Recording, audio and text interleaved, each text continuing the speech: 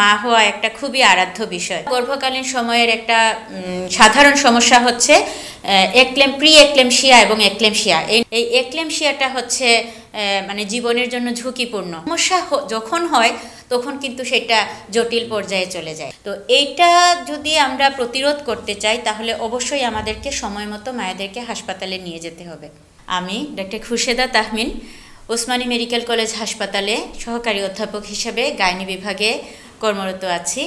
আজকে আমরা আমাদের যে গর্ভবতী মায়েরা তাদের গর্ভকালীন সময়ে কিংবা ডেলিভারি হয়ে যাওয়ার পরবর্তী সময়ে কিছু কিছু সমস্যার সম্মুখীন হন, সেই সমস্ত সমস্যা নিয়ে একটু আলোচনা করব। সাথে কিভাবে আমরা বা কী করলে সেই সমস্যাগুলো আমরা এড়াতে পারি বা সেই সমস্যাগুলো হয়ে গেলে সেগুলো থেকে আমরা কিভাবে মায়েদেরকে সহায়তা করতে পারি সুস্থ হয়ে ওঠার জন্য, সেই ব্যাপারে আমরা একটু কথাবার্তা বলবো। প্রথমে গর্ভ একটা সাধারণ প্রাকৃতিক প্রক্রিয়া। মায়েরা সবার জন্য মা হওয়া একটা খুবই আরাধ্য বিষয়। কিন্তু এই মা হতে গিয়ে গর্ভকালীন সময়ে ঠিকমতো যত্ন না পাওয়ার কারণে অনেক মায়েরা বিরাট সমস্যার সম্মুখীন হন। অনেক সময় এক্লেমশিয়ার কারণে আমাদের দেশের অনেক মায়েরা মারা যায়। আমাদের দেশে মাতৃমৃত্যুর যে প্রধান কারণগুলো, সেই কারণগুলোর মধ্যে দ্বিতীয় প্রধান কারণ হচ্ছে এই এক্লেমশিয়ার কারণে আমাদের দেশের অনেকগুলো মা মারা যায়, সাথে বাচ্চা তো যায় মারা। তো গর্ভকালীন সময়ে এই জন্য এছাড়াও আরও হয়, গর্ভকালীন সময়ে অনেকের ডায়াবেটিস হয়ে যেতে পারে, যেটা পরবর্তীতে আবার ঠিক হয়ে যায়। কিন্তু গর্ভকালীন সময়ে যদি উনি ডাক্তারের পরামর্শ না নেন, ডাক্তারের কাছে না যান, তাহলে ডায়াবেটিস যে হয়ে গেল সেটা বোঝার উপায় থাকে না। ধরা পড়ে কখন? যখন এটা থেকে জটিলতা তৈরি হয়ে যায়। এছাড়া রক্তশূন্যতা দেখা দেয়, আরও নানান ধরনের জটিলতা, অথবা কোনো মায়ের যদি তার অন্য কোনো রোগ থাকে, যেমন তার যদি এজমা থাকে বা থাইরয়েডের ডিসঅর্ডার থাকে, এই সমস্ত সমস্যা যদি থাকে তো গর্ভকালীন সময়ে সেই রোগগুলো যাতে নিয়ন্ত্রণে থাকে তার ব্যবস্থাও নিতে হয়। এই সমস্ত কারণেই গর্ভকালীন সময়ে মায়েদের অবশ্যই ডাক্তারের পরামর্শ নেওয়া উচিত। আমাদের দেশের বেশিরভাগ মায়েরা এখনও গর্ভকালীন সময়ে ডাক্তারের কাছে যান না, যেহেতু এটা একটা প্রাকৃতিক প্রক্রিয়া। মনে করেন যে আমার তো কোনো সমস্যা হচ্ছে না, সমস্যা হলে আমি ডাক্তারের কাছে যাব। তো এই সমস্যা যখন হয় তখন কিন্তু সেটা জটিল পর্যায়ে চলে যায়। তো সাধারণভাবে গর্ভকালীন সময়ে যেহেতু একজন মায়ের শরীরে আরেকটা ছোট্ট শিশু আস্তে আস্তে বেড়ে ওঠে, তো তার শরীর থেকে সেই খাদ্য পায়। তার কারণে গর্ভকালীন সময়ে মায়েরা যদি ঠিকমতো খাওয়া দাওয়া না করেন তাহলে মায়েরা অপুষ্টিতে ভুগতে শুরু করেন, কারণ শিশুটি তার শরীর থেকে, মায়ের শরীর থেকেই খাদ্যটুকু নিচ্ছে। তো মাকে যদি আমরা এই সময় কিছুটা অতিরিক্ত খাবার না দেই তাহলে স্বাভাবিকভাবেই মা অপুষ্টিতে ভোগার সম্ভাবনা দেখা দেয়।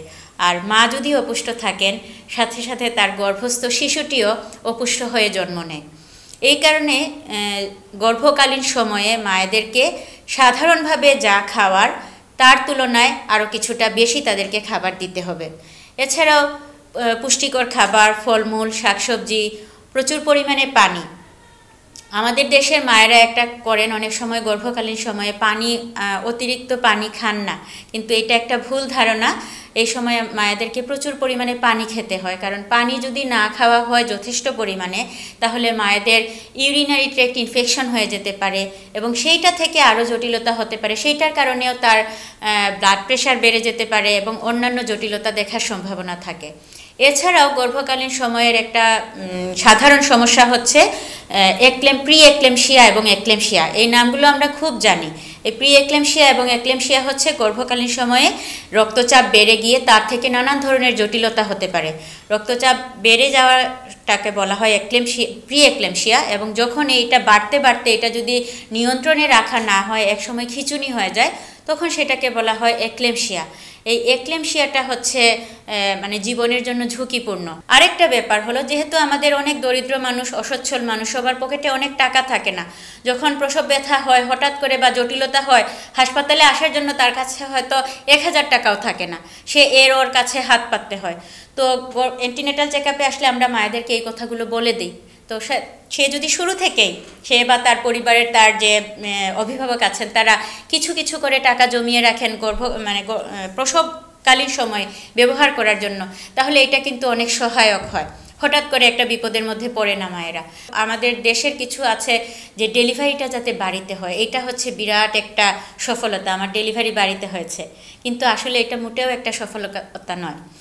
যদি হাসপাতালে ডেলিভারি হয়, এখন বলা হয় সব ডেলিভারি যেন হাসপাতালে হয়, কারণ হাসপাতালে ডেলিভারি হলে আমরা একটা সেফ ডেলিভারি যেটাকে বলা হয়, সব ধরনের জীবাণুমুক্ত সরঞ্জাম ব্যবহার করে সেফ ডেলিভারি আমরা মায়েদেরকে প্রোভাইড করতে পারি।